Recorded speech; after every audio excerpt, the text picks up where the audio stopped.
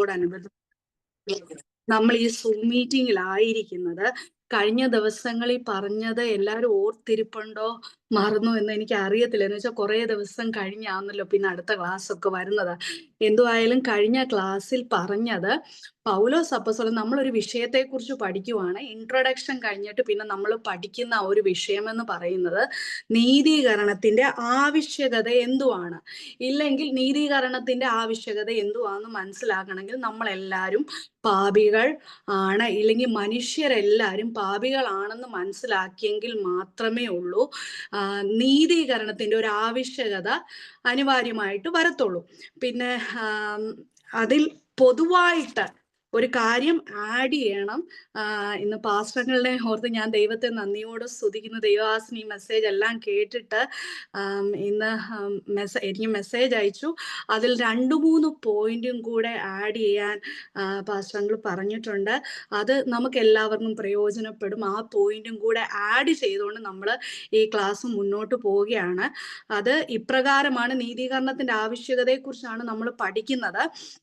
അപ്പം ഇതിൽ നമ്മൾ ചിന്തിക്കുക, നീതീകരണത്തിന്റെ ആവശ്യകത പൊതുവിലായിട്ട് അത് യഹൂദനായാലും യവനനായാലും. ഇപ്പൊ പൗലോസ് പല ക്ലാസ്സുകളായിട്ട് തിരിച്ച് എല്ലാ ജനവും പാപികളാന്ന് പൗലോസ് തെളിയിച്ചെടുക്കുക. അതുപോലെ നമ്മളൊരു കാര്യം മനസ്സിലാക്കണം, ഇതിനു പൊതുവിലായിട്ടുള്ള ഒരു ആവശ്യകത നീതീകരണത്തിന് എന്തുവാണുള്ളത്. അതായത് അത് യഹൂദനെ സംബന്ധിച്ചും അത് ബാധകമാണ്, യവനനെ സംബന്ധിച്ചും അത് ബാധകമാണ്. അതിന് വചനത്തിൽ നിന്ന് കുറച്ച് വേദഭാഗം നിങ്ങളുടെ ശ്രദ്ധയിൽപ്പെടുത്തുവാൻ ഇന്ന് ദൈവത്തിൽ ഞാൻ ശരണപ്പെടുന്നു. അത് നമ്മൾ റോമൻസ് 5:12 എടുത്ത് ആരെങ്കിലും ഒന്ന് വായിക്കാമോ ആ ഭാഗം? റോമർക്ക് എഴുതിയ അതുകൊണ്ട് ഏക മനുഷ്യനാൽ പാപവും പാപത്താൽ മരണവും ലോകത്തിൽ കടന്നു. ഇങ്ങനെ എല്ലാവരും പാപം ചെയ്യാൻ മരണം സകല മനുഷ്യരിലും പരന്നിരിക്കുന്നു. അപ്പൊ ഇതിൽ നമുക്ക് മനസ്സിലാക്കാം, ഏക മനുഷ്യൻ ആരാ? ആദാമിന്റെ കാര്യമാണ് പറയുന്നത്. ആദ്യത്തെ ആദാം പാപം ചെയ്തിട്ട് എന്തു പറ്റി? പാപം ലോകത്തിൽ പ്രവേശിച്ചു. അങ്ങനെ എല്ലാരും എന്തു കൊടുത്തു? പാപത്തിന്റെ അടിയിലായി, അല്ലെ? മരണം പാപത്താൽ വരുവാനായിട്ട് ഇടയായി തീർന്നു.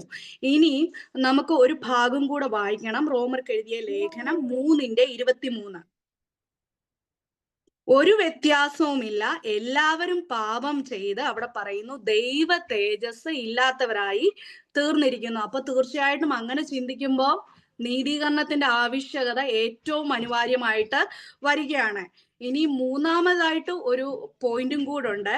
നമ്മുടെ നീതിപ്രവർത്തികളൊക്കെയും എങ്ങനാന്നാ പറയുന്നത്? ഐശയ്യാ 64:6 പറയുന്നു, നമ്മുടെ നീതിപ്രവർത്തികളൊക്കെയും കറ പുരണ്ട തുണി പോലെയാന്നാ പറയുന്നത്. അപ്പൊ അങ്ങനെ വെച്ച് നോക്കുമ്പോൾ അത് യഹൂദനായാലും യവനനായാലും എന്തു വേണം? ദൈവത്തിന്റെ സന്നിധിയിൽ നിന്ന് നമുക്ക് നീതീകരണം ആവശ്യകതയായിട്ട് ഏറ്റവും അനിവാര്യമായിട്ട് വന്നിരിക്കുന്നു, അല്ലെ?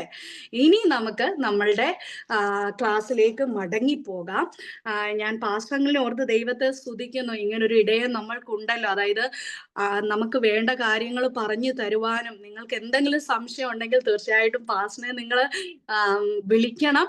നമ്മളുടെ സംശയത്തിനുള്ള എല്ലാ ഉത്തരവും പാസ്റ്റർ തീർച്ചയായിട്ടും പറഞ്ഞു തരും. അത് നമുക്ക് വളരെ പ്രയോജനപ്പെടുവാനായിട്ട് ഇടയായി തീരുമെന്ന് ഞാൻ നിങ്ങളോട് എല്ലാവരോടും പറയുന്നു. ഇനി നമുക്ക് നമ്മുടെ ക്ലാസ്സിലേക്ക് മടങ്ങിപ്പോവാം. 2-ാമത്തെ അധ്യായത്തിൽ നിന്നാണല്ലോ നമ്മൾ ചിന്തിച്ചുകൊണ്ടിരിക്കുന്നത്. 2-ാമത്തെ അധ്യായത്തിൽ, ആദ്യത്തെ അധ്യായത്തിൽ നമ്മൾ ഒരു വിഭാഗക്കാരെ കണ്ടു. എന്തുവാ കണ്ടത്? അതായത് ജാതീയ ലോകം കൂടുതലും അവരെങ്ങനായിരുന്നു?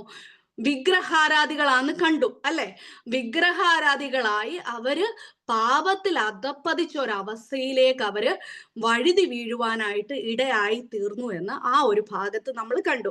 ഇനി 2-ാമത്തെ അധ്യായത്തിൽ തുടക്കത്തിൽ നമ്മൾ കണ്ടത് റൈച്ചസ് ആയിട്ട് നടക്കുന്നവർ, അതായത് ലോകത്തിൽ, ഈ സമൂഹത്തിൽ ഏറ്റവും ധാർമ്മിക ബോധത്തോടുകൂടെ ജീവിക്കുന്ന ആളുകൾ, അതിനെ നമ്മൾ പറയുന്ന മോറൽ മാൻ. അവരുടെ പ്രത്യേകത എന്തുവാന്ന് വെച്ച് കഴിഞ്ഞാൽ അവർ ഒരു പരിധിവരെ ചിലപ്പോൾ വിഗ്രഹാരാധികൾ ആയിരിക്കണമെന്നില്ല. അത് ആ ഒരു കൂട്ടത്തിൽ യഹൂദനും വരാം, യവനനും വരാം. യഹൂദനായാലും അങ്ങനെ ധാർമ്മിക ബോധത്തോടെ സെൽഫ് റൈച്ചസ് ആയിട്ട് ജീവിക്കുന്ന ആളുകളുണ്ട്.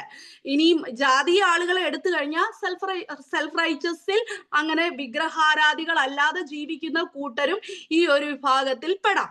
അപ്പം അവര് പറയുന്നത് അവരുടെ ഒരു പ്രോബ്ലം എന്ന് വെച്ച് കഴിഞ്ഞാൽ അവര് മറ്റുള്ളവരെ വിധിക്കുന്നവരാ. വിധിക്കുക മാത്രമല്ല, അവരെന്ത് വിധിക്കുന്നു അത് തന്നെ പ്രവർത്തിക്കുക. അപ്പം അവര് വിചാരിക്കുന്ന അവര് ദൈവത്തിന്റെ ശിക്ഷയിൽ നിന്ന് ഒഴിഞ്ഞു പോകുന്നവരാന്ന് ധരിച്ചിരിക്കുന്ന കൂട്ടരാണ് ഈ സെൽഫ് റൈച്ചസ് ആയിട്ടുള്ള ആളുകൾ. പക്ഷെ പൗലോസ് അവരോട് പറയുന്ന ഒറ്റ കാര്യമുള്ളൂ, ഇപ്പൊ നിങ്ങൾക്ക് ശിക്ഷ കിട്ടുന്നില്ലെങ്കിൽ നിങ്ങൾ ഒരു കാര്യം മനസ്സിലാക്കിക്കൊള്ളണം, ദൈവത്തിന്റെ ദയ നിങ്ങളെ എന്തോ കൊടുക്കുക, മാനസാന്തരപ്പെടുവാൻ നിങ്ങൾക്ക് സമയം തന്നേക്കുക. അപ്പൊ ഈ ഒരു സമയത്തിനുള്ളിൽ എന്തോ കൊടുക്കണം, മാനസാന്തരപ്പെടണം. ഇല്ല ഞാൻ ദൈവത്തിന്റെ ന്യായവിധി ദിവസത്തിൽ ദൈവസന്നിധിയിൽ നിങ്ങൾക്ക് ആർക്കും എന്തോ കൊടുക്കാനൊക്കത്തില്ല, നിവർന്നു നിൽപ്പാൻ കഴിയുന്നതല്ല എന്ന് പൗലോസ് അപ്പസ്തോലൻ അവരെ ബോധ്യപ്പെടുത്തുകയാണ്. ഇനി താഴേക്ക് നമുക്ക് വരാം. നമ്മൾ ഇന്ന് വായിക്കുന്ന ഭാഗം 12 തൊട്ട് ആ 2-ാം അധ്യായത്തിന്റെ 29 വരെയുള്ള വേഴ്സാണ് നമ്മൾ ഇന്ന് വായിക്കുന്നത്. ഇനി 12 തൊട്ടുള്ള ഭാഗം നമുക്ക് വായിക്കാം. നമ്മൾ കഴിഞ്ഞ പ്രാവശ്യം 2:1 തൊട്ട് 2:10 വരെ ചിന്തിച്ചപ്പോ 10 പറയുക, നന്മ പ്രവർത്തിക്കുന്ന ഏവനും മഹത്വവും മാനവും സമാധാനവും ആദ്യം യഹൂദനും പിന്നെ യവനനും ലഭിക്കും, ദൈവത്തിന്റെ പക്കൽ മുഖപക്ഷമില്ലല്ലോ എന്ന് പറഞ്ഞിട്ട് താഴേക്ക് വരുമ്പോൾ നമ്മൾ ഇപ്രകാരം കാണുന്നു, ന്യായപ്രമാണമില്ലാതെ പാപം ചെയ്യുന്നവരൊക്കെയും ന്യായപ്രമാണം കൂടാതെ നശിച്ചു പോകും. എന്ന് വെച്ചാൽ നമുക്ക് ഇങ്ങനെ ചിന്തിക്കാം, ന്യായപ്രമാണം ആരുടെ സമയത്താ കൊടുത്തത്? മോശ വഴി ദൈവം കൊടുത്തതാണ് ന്യായപ്രമാണം, അല്ലേ? അപ്പൊ ഇവിടെ പറയുന്ന ന്യായപ്രമാണം ഇല്ലാതാണ് ഒരുവൻ പാപം ചെയ്തതെങ്കിൽ എന്തോ പറ്റും? ന്യായപ്രമാണം ഇല്ലാതെ അവൻ നശിച്ചു പോവാനായിട്ട് ഇടയായി തീരും. എന്ന് വെച്ചാൽ അവനും ദൈവസന്നിധിയിൽ ആരാണ്? അവനും ദൈവസന്നിധിയിൽ ഒരു എക്സ്ക്യൂസ് പറയാൻ ഒക്കത്തില്ല. ദൈവത്തിന്റെ നീതി എങ്ങനാ? ദൈവത്തിന്റെ നീതി ഓരോരുത്തർക്കും അവന്റെ പ്രവൃത്തിക്ക് തക്ക ദൈവത്തിന്റെ നീതിയല്ല, ദൈവത്തിന്റെ ന്യായവിധി ദിവസത്തിൽ ഓരോരുത്തർക്കും അവനവന്റെ പ്രവൃത്തിക്ക് തക്ക ദൈവം പ്രതിഫലം കൊടുക്കുക തന്നെ ചെയ്യുമെന്നാണ് ഇവിടെ പറഞ്ഞു വരുന്നത്. നമുക്കത് താഴേക്ക് വരുമ്പോൾ മനസ്സിലാക്കാം. ന്യായപ്രമാണം ഉണ്ടായിട്ട് പാപം ചെയ്തവരൊക്കെ ന്യായപ്രമാണത്താൽ വിധിക്കപ്പെടും. അപ്പൊ ആദ്യത്തെ ഒരു ഭാഗം പറയുന്നു, ഒരു ലോ ഇല്ലാതെ പാപം ചെയ്തവർ, അതായത് മോശെ കൊടുത്ത ന്യായപ്രമാണത്തിനു മുമ്പേ പാപം അല്ലെങ്കിൽ ന്യായപ്രമാണം ഇല്ലാതെ പാപം ചെയ്തവരൊക്കെയും ന്യായപ്രമാണം കൂടാതെ നശിച്ചു പോകുമെന്ന് പറയുന്നു. പിന്നെ ഒരു കൂട്ടരെ കുറിച്ച് പറയുവാണ്, ന്യായപ്രമാണം ഉണ്ടായിട്ട് പാപം ചെയ്തവർ എന്ത് കൊടുക്കും? ന്യായപ്രമാണത്താൽ അവരെ ദൈവം എന്ത് കൊടുക്കും? വിധിക്കുവാനായിട്ട് ഇടയായിത്തീരും. ഇനി താഴേക്ക് വരുമ്പോ പറയുന്നു, ന്യായപ്രമാണം കേൾക്കുന്നവരല്ല ദൈവസന്നിധിയിൽ നീതിമാന്മാർ, ന്യായപ്രമാണം ആചരിക്കുന്നവരത്രേ നീതീകരിക്കപ്പെടുന്നത്. ഇവിടെ പറയുന്നു ന്യായപ്രമാണം കേൾക്കുന്നവരല്ല. കേട്ടതുകൊണ്ട് ഒരു കാര്യവും ഇല്ല. ദൈവ ന്യായപ്രമാണം കൊടുത്തേ എന്തിന്? ജനത്തിന് അത് അനുസരിച്ച് നടക്കാൻ കൊടുത്തതാ. മനസ്സിലായില്ലേ? പക്ഷെ എന്നാൽ അത് അവർക്ക് കഴിഞ്ഞോ? അതിൽ പൂർണ്ണമായിട്ടും അതിൽ അവർക്ക് വിജയിക്കാൻ കഴിഞ്ഞോ? ഒരിക്കലുമില്ല. അവര് ഓരോ ദിവസം പാപം ചെയ്ത് പാപം കൂട്ടിയതല്ലാതെ ഇതിൽ നിന്ന് പാപത്തിൽ നിന്ന് പൂർണ്ണമായിട്ടൊരു വിടുതൽ നേടുവാൻ ആ ജനത്തിന് കഴിഞ്ഞില്ല എന്നുള്ള കാര്യം നമുക്ക് പഴയ നിയമ പുസ്തകത്തിൽ നിന്ന് മനസ്സിലാക്കാൻ കഴിയുന്നതാണ്, അല്ലെ? ഇനി അങ്ങോട്ട് വരുമ്പോൾ പറയുന്നു, ന്യായപ്രമാണമില്ലാത്ത ജാതികൾ ന്യായപ്രമാണത്തിലുള്ളത് സ്വഭാവത്താൽ ചെയ്യുമ്പോൾ ന്യായപ്രമാണമില്ലാത്ത അവർ തങ്ങൾക്ക് തന്നെ ഒരു ന്യായപ്രമാണമാകുന്നു. എന്ന് വെച്ചാൽ അവരുടെ മനസ്സാക്ഷി കൂടെ സാക്ഷ്യം പറഞ്ഞും അവരുടെ വിചാരങ്ങൾ തമ്മിൽ കുറ്റം ചുമത്തുകയോ പ്രതിവാദിക്കുകയോ ചെയ്തും കൊണ്ട് അവർ ന്യായപ്രമാണത്തിന്റെ പ്രവൃത്തി തങ്ങളുടെ ഹൃദയങ്ങളിൽ എഴുതിയിരിക്കുന്നതായി കാണിക്കുന്നു.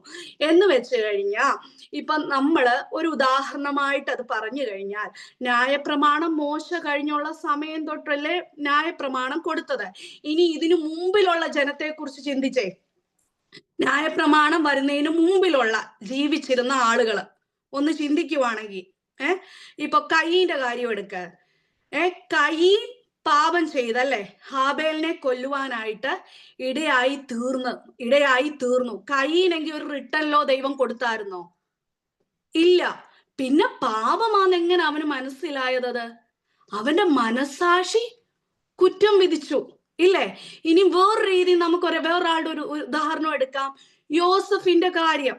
യോസഫിന്റെ സമയത്ത് റിട്ടൺ ലോ ദൈവം മോശ വഴി ഒന്നും തന്നെ കൊടുത്തിട്ടില്ല. പോത്തിഫറിന്റെ ഭവനത്തിൽ വെച്ച് പോത്തിഫറിന്റെ ഭാര്യ പാപം ചെയ്യാൻ പ്രേരിപ്പിച്ചപ്പോൾ യോസഫ് പാപം ചെയ്തോ? ഇല്ല. ദൈവത്തെ ഭയപ്പെട്ട് അതിൽ നിന്ന് മാറി നിൽക്കുവാനായിട്ട് ഇടയായി തീർന്നു. ഈ ബോധ്യ യോസഫിന് എവിടുന്നാ കൊടുത്തത്? മനസാക്ഷിയിൽ നിന്ന്, അല്ലേ? ഇതിൽ നമ്മൾ മനസ്സിലാക്കേണ്ട ഒരു കാര്യം, ദൈവം നമ്മളെ സൃഷ്ടിച്ചിരിക്കുന്നത്, അത് ഏത് മനുഷ്യനെയും സൃഷ്ടിച്ചിരിക്കുന്നത് തൻ്റെ സ്വരൂപത്തിലും തൻ്റെ സാദൃശ്യത്തിലും ആ ദൈവം സൃഷ്ടിച്ചേക്കുന്നത്. അങ്ങനെ വെച്ച് നോക്കുമ്പോൾ എല്ലാ മനുഷ്യനും ദൈവം നന്മകളെയും തിന്മകളെയും തിരിച്ചറിവാനുള്ള കഴിവ് എല്ലാ മനുഷ്യന്റെയും മനസാക്ഷിയിൽ എന്ത് കൊടുത്തിട്ടുണ്ട്? ദൈവം സൃഷ്ടിച്ചപ്പോൾ തന്നെ എഴുതി വെച്ചിട്ടുണ്ട്. അപ്പം തെറ്റുകൾ, ഒരു പ്രമാണമില്ല, അതുകൊണ്ട് എനിക്ക് ഇതിൽ നിന്ന് രക്ഷയാ, ദൈവത്തിന്റെ വിധിയിൽ നിന്ന് എനിക്ക് തെറ്റി ഒഴിയാമെന്ന് ആർക്കും തന്നെ ചിന്തിച്ചുകൂടാൻ കഴിയത്തില്ല. എന്ന് വെച്ചാൽ എല്ലാവരും ദൈവത്തിന്റെ സന്നിധിയിൽ കണക്ക് കൊടുക്കേണ്ട ഒരു ദിവസമുണ്ട്. അപ്പൊ ഇവിടെ പറയുന്നത്, ഇപ്പൊ ഒരു പ്രമാണമില്ല, ഇല്ലെങ്കിൽ എൻ്റെ കയ്യിൽ ഈ ന്യായപ്രമാണം ഒന്നും തന്നെ തന്നിട്ടില്ല എന്ന് പറഞ്ഞ് എനിക്ക് അതിൽ നിന്ന് തെറ്റിയൊഴിയാൻ ഒക്കത്തില്ല എന്ന് വെച്ചാൽ എൻ്റെ മനസാക്ഷി എന്തുകൊടുക്കും? എന്നെ കുറ്റം വിധിക്കും. ന്യായവിധിയുടെ ദിവസത്തിൽ എൻ്റെ മനസാക്ഷി എന്നെ കുറ്റം വിധിക്കും. മനസാക്ഷി കുറ്റം വിധിക്കുകയാണെങ്കിൽ ആർക്ക് ദൈവസന്നിധിയിൽ നിവർന്നു നിൽക്കുവാൻ കഴിയും? ആർക്കും തന്നെ ദൈവസന്നിധിയിൽ നിവർന്നു നിൽക്കുവാൻ കഴിയുന്നതല്ല എന്ന് ഈ ഭാഗത്ത് നമുക്ക് മനസ്സിലാക്കി എടുക്കുവാനായിട്ട് കഴിയും. ഇനി നമ്മൾ ചിന്തിക്കും, സുവിശേഷം കേൾക്കാത്തവരുടെ കാര്യമോ, ഇല്ലെങ്കിൽ ട്രൈബൽ ഏരിയയിൽ ഉള്ള ട്രൈബ്സിന്റെ കാര്യം, അവരാരും സുവിശേഷത്തെ കുറിച്ച് കേട്ടിട്ടില്ല, അപ്പൊ അങ്ങനെയുള്ളവരുടെ കാര്യമോ? അങ്ങനൊന്നും ചിന്തിച്ചു നോക്കിയാലും ആദ്യത്തെ അധ്യായത്തിൽ നമ്മൾ പറഞ്ഞു, പ്രകൃതിയിൽ തന്നെ എന്തുവാ? ദൈവത്തെ കുറിച്ച് അറിവ് പ്രകൃതിയിൽ കൂടെ എല്ലാ മനുഷ്യനും ദൈവം കൊടുത്തിട്ടുണ്ട്. ഇപ്പൊ നമ്മൾ ട്രൈബ്സിന്റെ കാര്യമൊക്കെ ചിന്തിച്ചു കഴിഞ്ഞാലും ട്രൈബ്സ് പ്രകൃതി ആരാധിച്ചു കഴിയുന്നവരുണ്ട്. അപ്പൊ അവർക്ക് ദൈവത്തെ കുറിച്ച് ഏത് മനുഷ്യനും ദൈവം പ്രകൃതിയിൽ കൂടെ തന്നെ ഒരറിവ് കൊടുത്തിട്ടുണ്ട്. അപ്പൊ ന്യായവിധിയുടെ ദിവസത്തിൽ ഒരു മനുഷ്യനും, അത് ന്യായപ്രമാണം കൊടുത്ത മനുഷ്യനും ന്യായപ്രമാണം ഇല്ലാതെ ജീവിച്ച മനുഷ്യനും, ഇല്ലെങ്കിൽ മോശയുടെ മുമ്പേ കാലങ്ങളിൽ ഉണ്ടായിരുന്ന, മോശയ്ക്ക് മുമ്പേ ഉള്ള എല്ലാ വിശുദ്ധന്മാർക്കും ന്യായപ്രമാണം കൊടുത്തതല്ല, അവർക്ക് പോലും ദൈവസന്നിധിയിൽ ദൈവത്തിന്റെ ന്യായവിധി ദിവസത്തിൽ ദൈവത്തിന്റെ സന്നിധിയിൽ അവരെല്ലാവരും നിൽക്കേണ്ടതായിട്ട് വരും എന്നാണ് ഇവിടെ നമുക്ക് മനസ്സിലാക്കി തരുന്നത്. അതിൻ്റെ അർത്ഥം എല്ലാ ജനത്തിനും എന്തു വേണം? നീതീകരണം വേണം. അതായത് ദൈവത്തിന്റെ, ന്യായവിസ്താരത്തിന് മുമ്പ് എല്ലാവർക്കും നിൽക്കേണ്ടി വരും. ആർക്കും ഒരു എക്സ്ക്യൂസ് പറയാനൊക്കത്തില്ല. ഇനി നമ്മളുടെ കാര്യം ചിന്തിച്ചേ. നമുക്ക് എഴുതപ്പെട്ട ന്യായപ്രമാണം എന്തുവാ? നമ്മളുടെ ഈ വേദപുസ്തകം, അല്ലെ? ഈ വേദപുസ്തകം നമ്മളുടെ എഴുതപ്പെട്ട പ്രമാണം. അപ്പൊ ഇത് കേൾക്കുക മാത്രമല്ല, ഇത് നമ്മൾ എന്ത് കൊടുക്കണം? അനുസരിച്ച് നടക്കുന്നവരാകണം, അല്ലെ? അതല്ലേ ദൈവം നമ്മളെ കുറിച്ച് ആഗ്രഹിക്കുന്നത്. അനുസരിച്ച് നടന്നില്ല എങ്കിൽ നമ്മളും തീർച്ചയായിട്ടും ദൈവസന്നിധിയിൽ എന്ത് കൊടുക്കും? കണക്ക് ബോധിപ്പിക്കേണ്ടതായിട്ട് വരും. അത് ഈ പറയുന്ന ഞാനും കേൾക്കുന്ന നിങ്ങളും ഒരിക്കലും മറന്നു പോവാനായിട്ട് ഇടയായി തീരരുത്. ഇനി അങ്ങോട്ട് വരുമ്പോ വീണ്ടും നമുക്ക് വായിക്കാം 16ാമത്തെ വേഴ്സ്. ദൈവം യേശുക്രിസ്തു മുഖാന്തരം മനുഷ്യരുടെ രഹസ്യങ്ങളെ എൻ്റെ സുവിശേഷ പ്രകാരം ന്യായം വിധിക്കുന്ന നാളിൽ തന്നെ എന്ന് പറയുമ്പോൾ അവിടെ പറയുന്നത് മനുഷ്യരുടെ രഹസ്യങ്ങളെ എന്ത് കൊടുക്കും? ദൈവം ന്യായം വിധിക്കും. നമുക്ക് പുറമെ എന്തും കാണിക്കാം, പുറമെ എങ്ങനെ മാറിക്കാം, പക്ഷെ ദൈവം എന്തുവാ? ഹൃദയങ്ങളെ തൂക്കി നോക്കുന്ന ദൈവമാ. അതായത് വെളിപ്പാട് പുസ്തകത്തിലേക്ക് പോകുമ്പോൾ അവിടെ സഭയ്ക്ക് ദൂത് എഴുതുമ്പോ പറയുന്നതാ, നിന്റെ ഹൃദയത്തെ തൂക്കി നോക്കി നിന്നിൽ കുറവുള്ളവനായിട്ട് ഞാൻ കണ്ടു. ഹൃദയത്തിൽ കുറവുണ്ട്, ഇല്ലെങ്കിൽ ഹൃദയത്തിൽ പാപമുണ്ടെന്ന് നമുക്കൊരു പക്ഷെ മറച്ചു വെക്കാം. പക്ഷെ ദൈവത്തിന് എല്ലാം അറിയുന്ന, നമ്മളുടെ അന്തരംഗങ്ങളെ അറിയുന്ന ദൈവത്തിന്റെ സന്നിധി നമുക്ക് രഹസ്യങ്ങളെ ഒന്നും മറച്ചു വെക്കാനൊക്കത്തില്ല. ദൈവത്തിന്റെ സന്നിധി സകലവും നഗ്നവും മലർന്നും കിടക്കുന്നു, അല്ലെ? ഇനി ആ ഒരു ഭാഗം ഒന്ന് മനസ്സിലാക്കണമെങ്കിൽ നമുക്കൊരു വാക്യം വായിക്കാം. ഈ എന്റെ സുവിശേഷം എന്ന് പൗലോസ് പറഞ്ഞത് എന്തുവാന്ന് മനസ്സിലാക്കണമെങ്കിൽ 2 തിമത്തിയോസിന് എഴുതിയ ലേഖനം, ഒരു നിമിഷേ,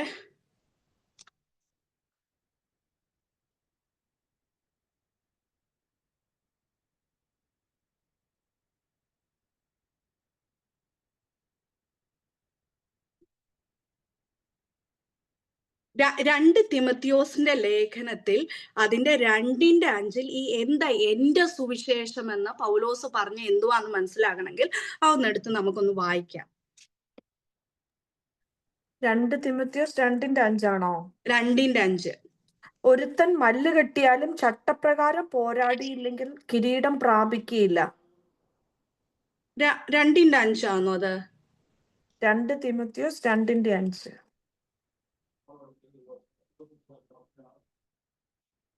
അതെങ്കിൽ എനിക്ക് തെറ്റ് പറ്റിയത് അവിടെ എഴുതിയത്. അത് 2 തിമത്തിയോസിലാണ്. അത് ഏത് ഭാഗമാണെന്ന് ഞാൻ പറയാം. 2 തിമത്തിയോസിൽ ഇപ്രകാരം പറയുന്നുണ്ട്, എന്റെ സുവിശേഷം എന്തുവാന്ന് വെച്ച് കഴിഞ്ഞാൽ ദൈവത്തിന്റെ യേശുക്രിസ്തുവിന്റെ ജനന മരണ പുനരുത്ഥാനത്തെ കുറിച്ചാണ് പൗലോസ് അപ്പോസ്തലൻ അവിടെ എന്റെ സുവിശേഷം എന്ന് അതിനെ വിശേഷിപ്പിക്കുവാനായിട്ട് ഇടയായി തീരുന്നത്. അത് അടുത്ത ക്ലാസ്സിൽ ഞാൻ ഒന്ന് നോക്കിയിട്ട് പറയും. ഇവിടെ 2:5 അല്ല എന്ന് തോന്നുന്നു. അത് ഞാൻ എഴുതി വെച്ചതിന്റെ എന്തോ പ്രോബ്ലം വന്നേക്കുന്നത്. 2 തിമത്തിയോസിൽ തന്നെ അത് എഴുതിയേക്കുന്നത്. അതിൽ പറയുന്നത് അതായത് എന്തുവാ ഈ എന്റെ സുവിശേഷം, ദൈവത്തിന്റെ സുവിശേഷം എന്ന് ഈ അധ്യായത്തിൽ, അതായത് ഈ റോമർക്ക് എഴുതിയ ലേഖനം തുടക്കത്തിൽ നമ്മൾ കണ്ടു. ഇനി എന്റെ സുവിശേഷം എന്ന് പറയുമ്പോൾ ഇതെന്താ പ്രത്യേക സുവിശേഷം? എന്തുവാ അവിടെ പറയുന്നേ സീനായ? ദാവീദിന്റെ സന്തതിയായി ജനിച്ചു മരിച്ചിട്ട് ഉയർത്തെഴുന്നേറ്റിരിക്കുന്ന യേശുക്രിസ്തുവിനെ ഓർത്തുകൊള്ളുക, അതാകുന്നു എന്റെ സുവിശേഷം. കണ്ടോ? അപ്പൊ അവിടെ 2:8 ആണ് അവിടെ പറയുന്നത്. എന്തുവാണ് എന്റെ സുവിശേഷം എന്ന് പൗലോസ് പറയുന്നത്? അതായത് നമ്മുടെ കർത്താവിന്റെ ജനന മരണ പുനരുത്ഥാനത്തെ കുറിച്ച്. അതാണ് പൗലോസ് പറയാൻ ആഗ്രഹിച്ച ആ ഒരു സുവിശേഷം എന്ന് പറയുന്നത്. വീണ്ടും പൗലോസ് പറയുവാണ്. അപ്പൊ ഇവിടെ പറയുവാ, എല്ലാ മനുഷ്യരെയും രഹസ്യങ്ങളെ എന്തു കൊടുക്കും? എന്റെ സുവിശേഷ പ്രകാരം കർത്താവിന്റെ നാളിൽ യേശുക്രിസ്തു മുഖാന്തരം ദൈവം ന്യായം വിധിക്കുന്ന നാളിൽ ഒരു മനുഷ്യന് ദൈവസന്നിധിയിൽ മറഞ്ഞിരിപ്പാനോ, അതായത് ഇതൊന്നും ഞാൻ അറിഞ്ഞിട്ടില്ല, കേട്ടിട്ടില്ല, അയ്യോ എനിക്കൊന്നും പറ്റിയില്ലല്ലോ ഒന്നും പറഞ്ഞിരിപ്പാൻ ദൈവസന്നിധി നമുക്ക് കഴിയുന്നതല്ല എന്നാണ് ഇവിടെ പറയുന്നത്.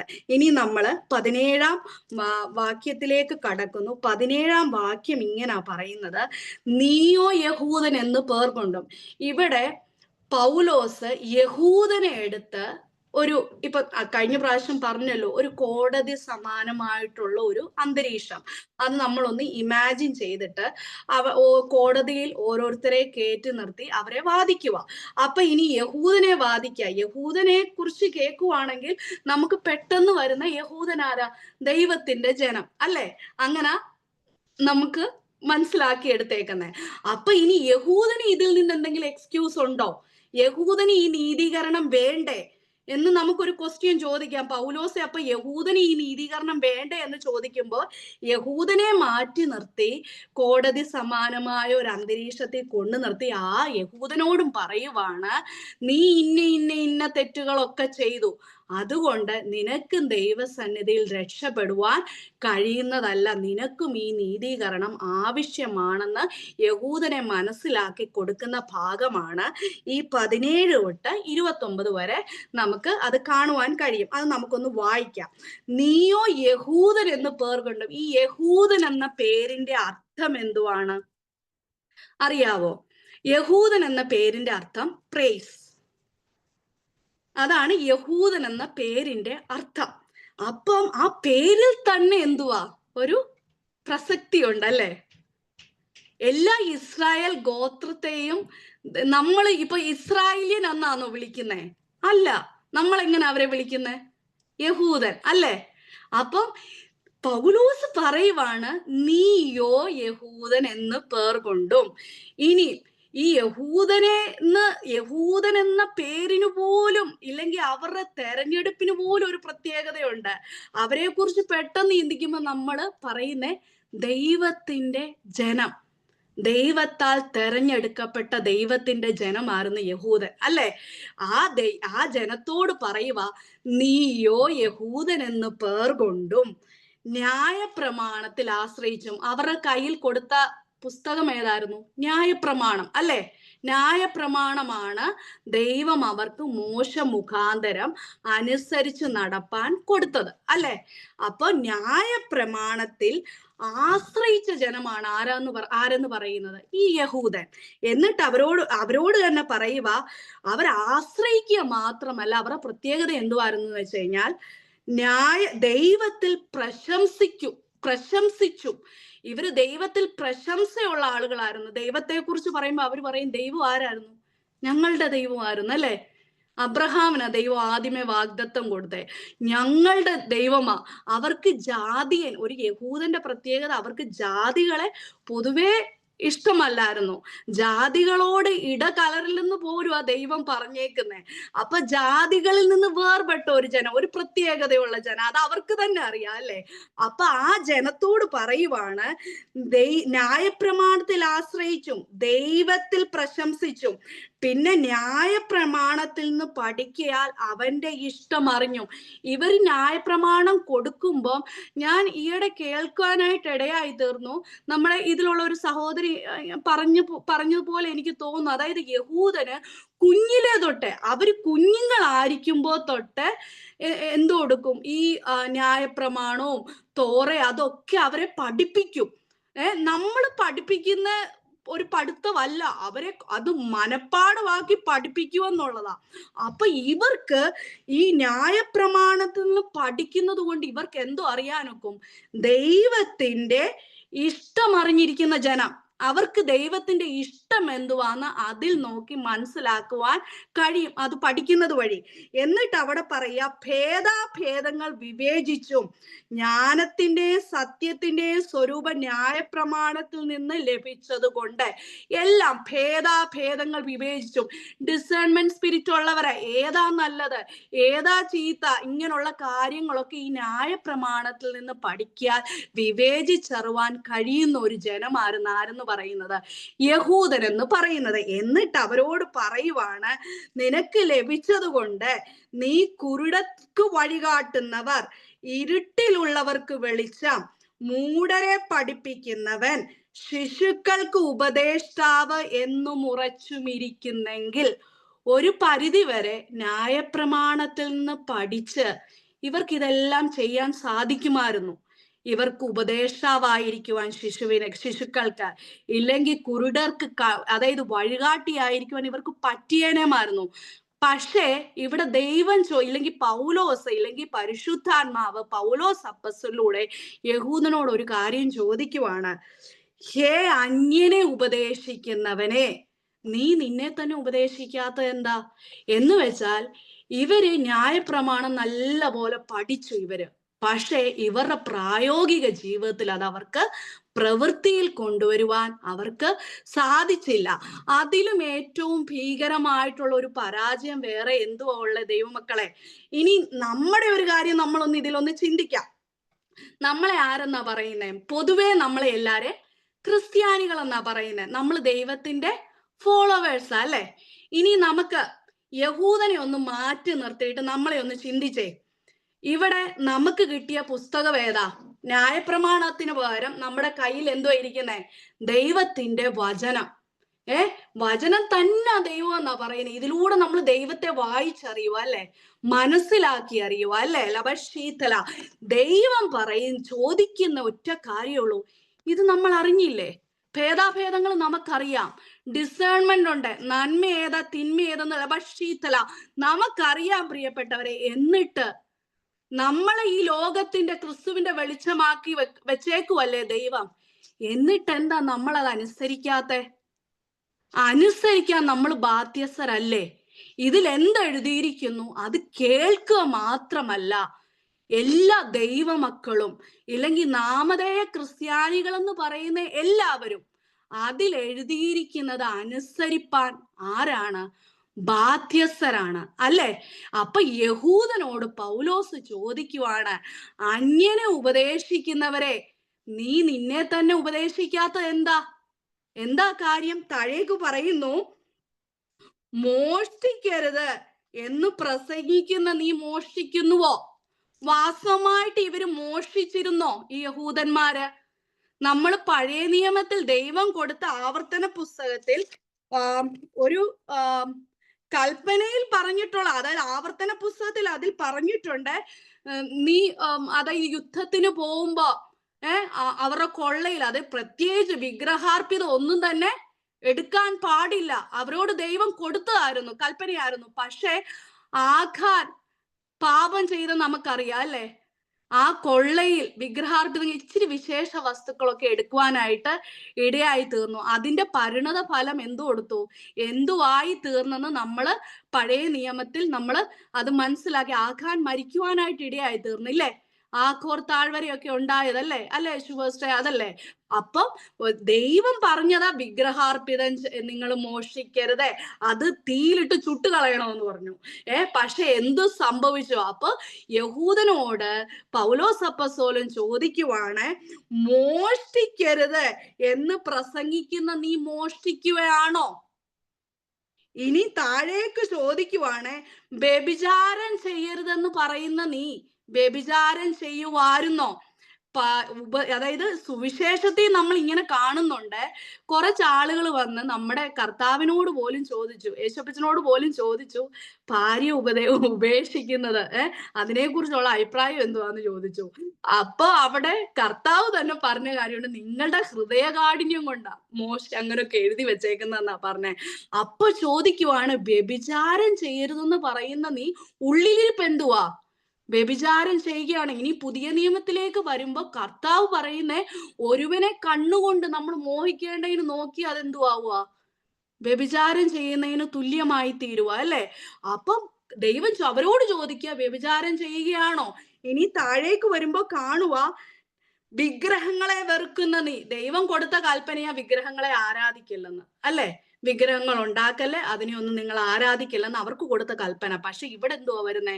ക്ഷേത്രം കവർ ചെയ്യുന്നു. നേരത്തെ പറഞ്ഞ പോലെ ആഖാൻ എന്തുവാ ചെയ്തത്? അതുപോലത്തെ അവസ്ഥയിലാണോ എന്നാ ചോദിക്കുന്നത്.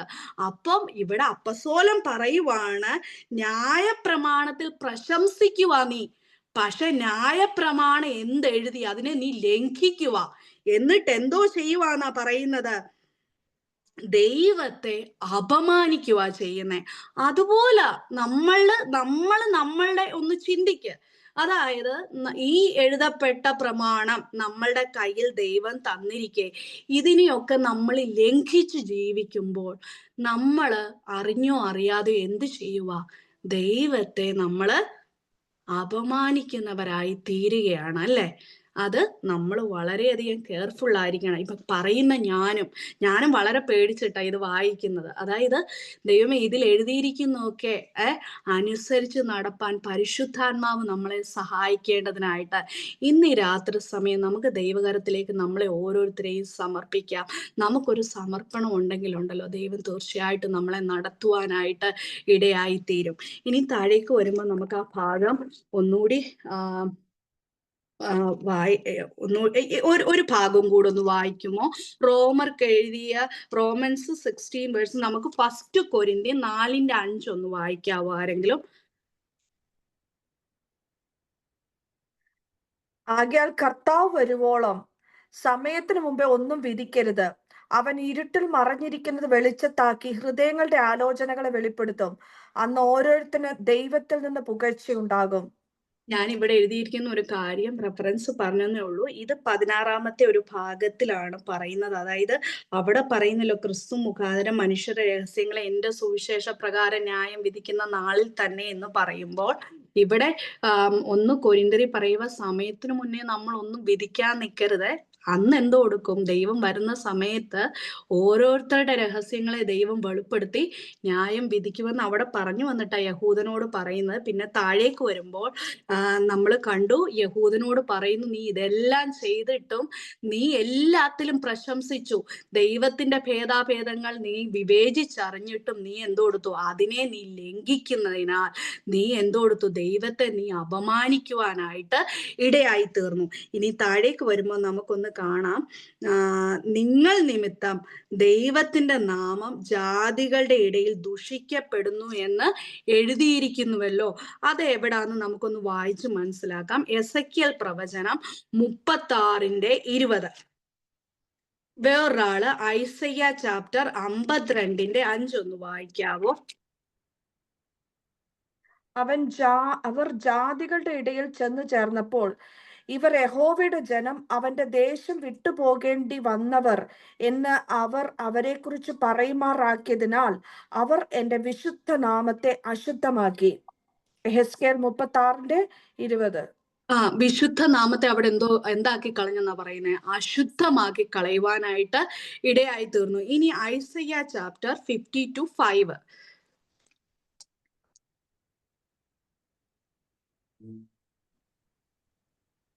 ഇപ്പോഴോ എന്റെ ജനത്തെ വെറുതെ പിടിച്ചുകൊണ്ട് പോയിരിക്കൊണ്ട് ഞാൻ ഇവിടെ എന്തു ചെയ്യേണ്ടു എന്ന് യഹോവ അരുളി ചെയ്യുന്നു.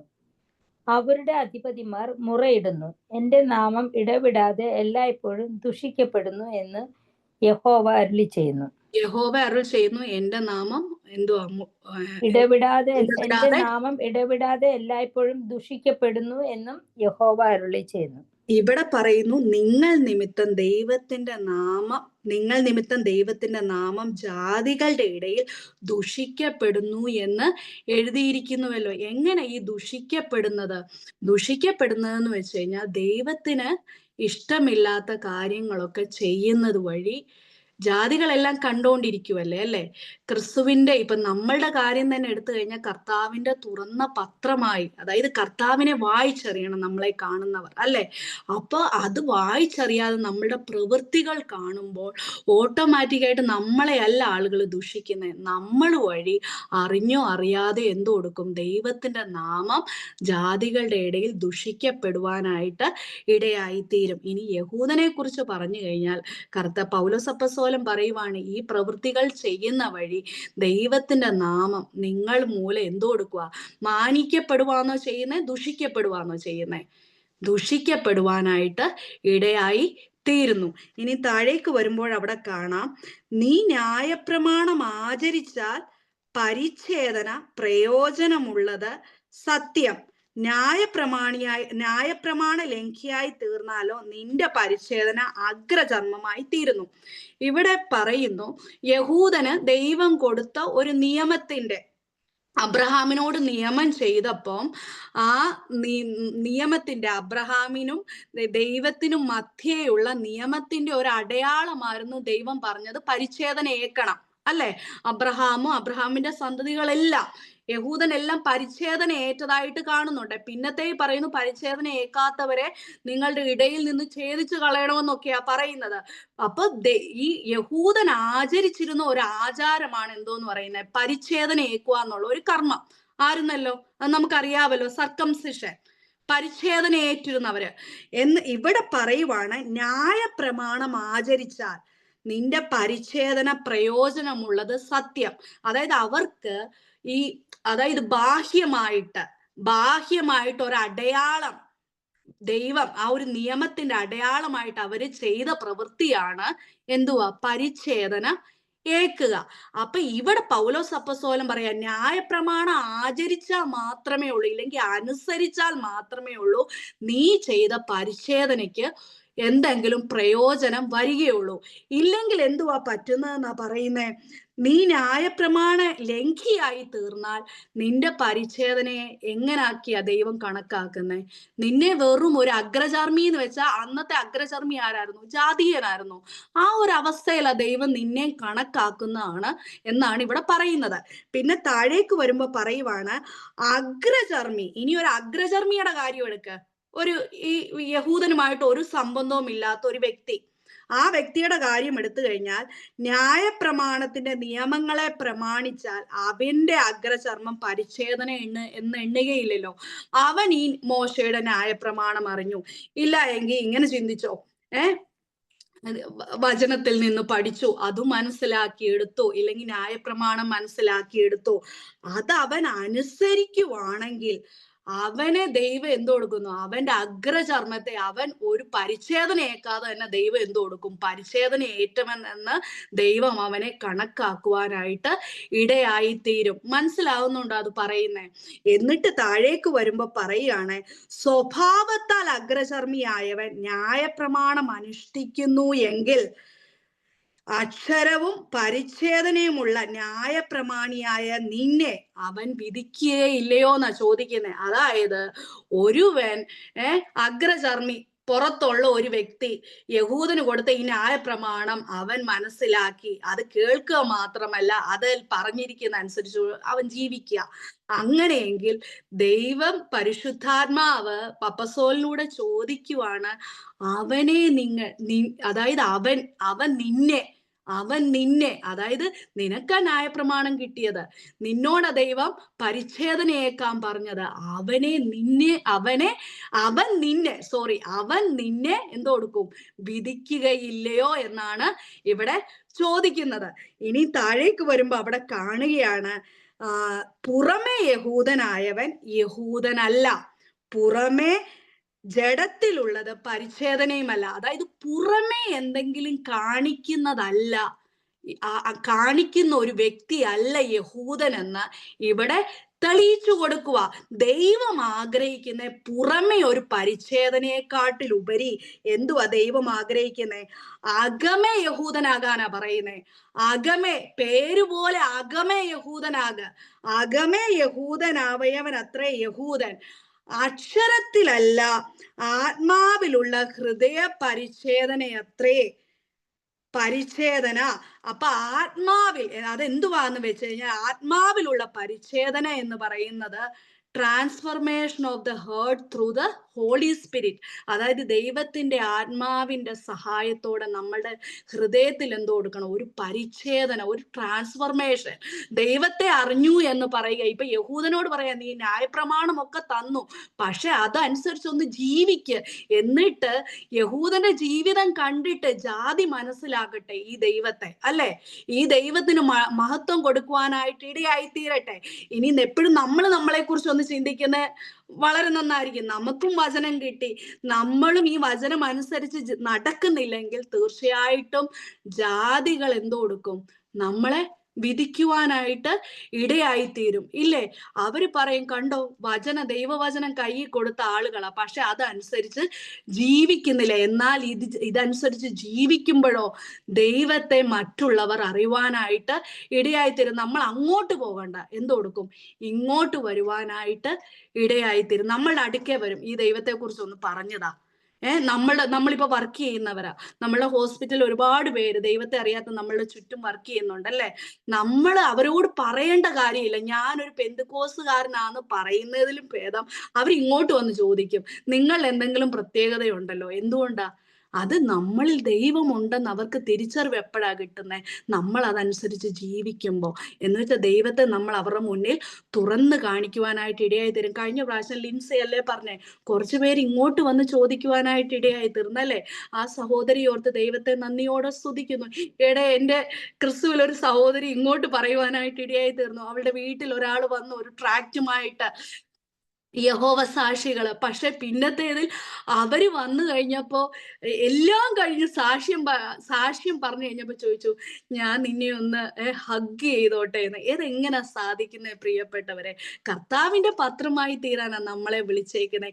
ഈ വചനം അനുസരിച്ച് നടക്കുമ്പോഴുണ്ടല്ലോ, നമ്മളുടെ വാക്കിലും നമ്മളുടെ പ്രവൃത്തിയിലും പുറമേ കാണിക്കുവല്ലേ. ഇനി നമ്മൾ ഒരിക്കലും ചിന്തിക്കല്ലോ പുറമേ ഒന്നും വേണ്ട, അപ്പൊ പുറമേ എല്ലാം ചെയ്യുന്നത് തെറ്റാന്നല്ല ദൈവം പറയുന്നത്.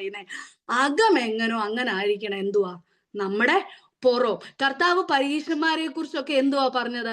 അവരെ കുറിച്ച് പറയുന്നത് എന്തുവാ? വെള്ള തേച്ച് ശവക്കല്ലറ പോലെ. പുറമേ നല്ല ഭംഗിയാ, പക്ഷെ അകം ഭയങ്കര നാറ്റം വമിച്ച അവസ്ഥ. ഇനി അവരെ കുറിച്ച് തന്നെ പറയുന്നുണ്ട്. അവര് പറയുന്നു ഒക്കെ. അതായത് ആ ഭാഗം ഒന്ന് നമുക്ക് എടുത്തു വായിക്കാം. മത്തായിയുടെ സുവിശേഷം 23-ന്റെ 3 തൊട്ട് 5 വരെ ഒന്ന് പെട്ടെന്നൊന്ന് വായിച്ചേ.